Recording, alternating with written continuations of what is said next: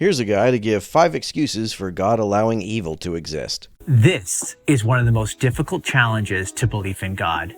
If God is all good and all powerful, then why is there evil and suffering in the world? Now, this isn't just an academic challenge. It's deeply personal, especially for those of us who have experienced evil and suffering. Now, I don't have any illusions that I'm going to answer the problem of evil in this short video. Then what's the point of it? However, I want to highlight some of the ways that Christians have responded. If those responses don't answer the problem, then what's the point of repeating them? These are typically called theodicies. They're reasons why God might allow bad stuff to happen. For example, we might talk about the fall. The world isn't the way God originally made it. Human beings were placed into the Garden of Eden, and it was good. But they disobeyed. They brought sin into the world, and that act of sin has consequences. Why did God make people so fallible as to make the mistake of committing a sin? You can't blame that on the fall. That initial state of fallibility is what made the fall possible in the first place. Why wouldn't a perfectly good, all-powerful God make humans who are morally infallible? The Apostle Paul says that the whole creation has been groaning. And how is that fair? Why is it that all of creation is permitted to suffer as a result of what 2 people did? Why would an all-powerful, perfectly loving God set things up to work that way? So there's the fall. Next, some Christians appeal to human free will as another reason why God might allow evil and suffering in the world. Why would that justify evil and suffering? Folks who make this argument talk about free will as though it's so valuable that it's worth having even if the consequence is evil and suffering. I don't understand this position. If we can't have both free will and moral infallibility, if we have to choose one or the other, I would choose moral infallibility. The free will theodicy posits that evil and suffering exist as a consequence of humans having the freedom to make choices, which includes the possibility of choosing to do evil.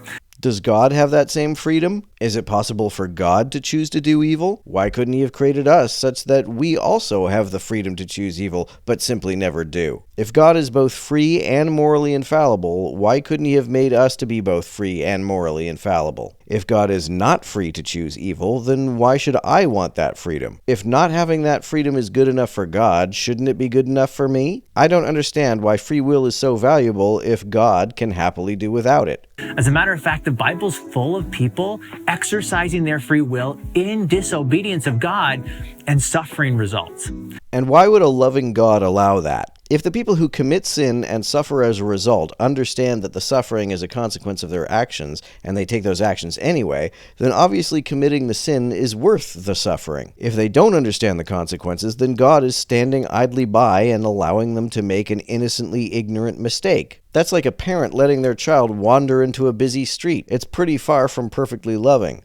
Another reason might be for a greater good.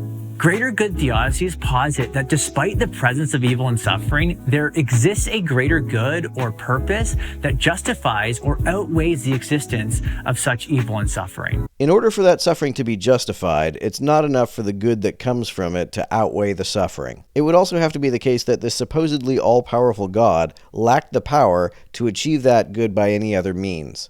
If God has the ability to achieve that good without imposing the suffering, then the suffering is pointless and therefore unjustified. This theodicy only makes any sense if you're one of those apologists that speculates that maybe God is not really all-powerful.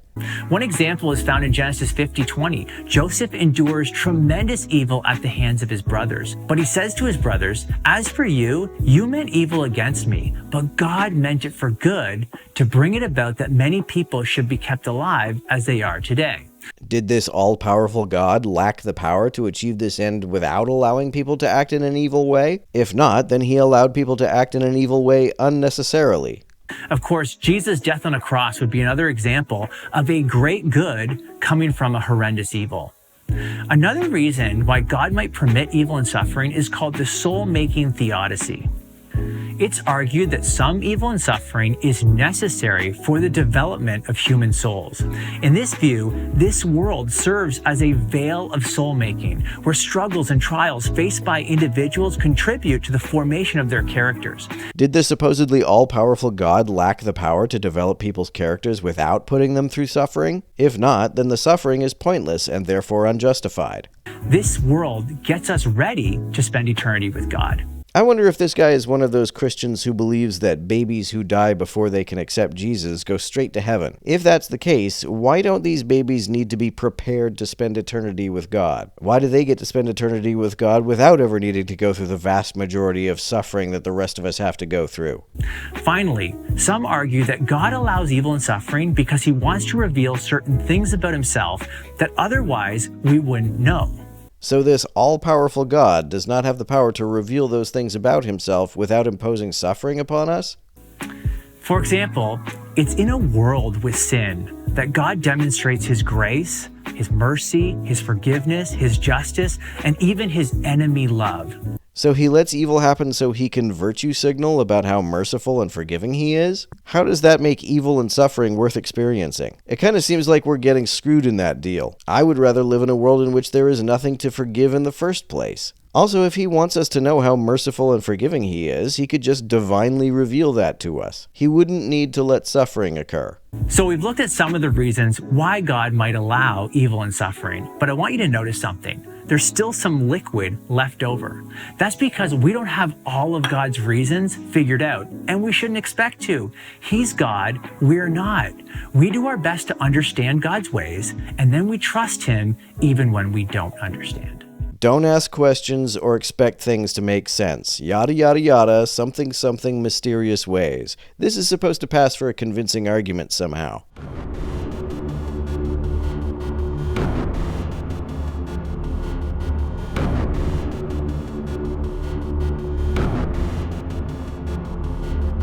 To everyone who helps me out on Patreon, you're a big help. Thanks so much.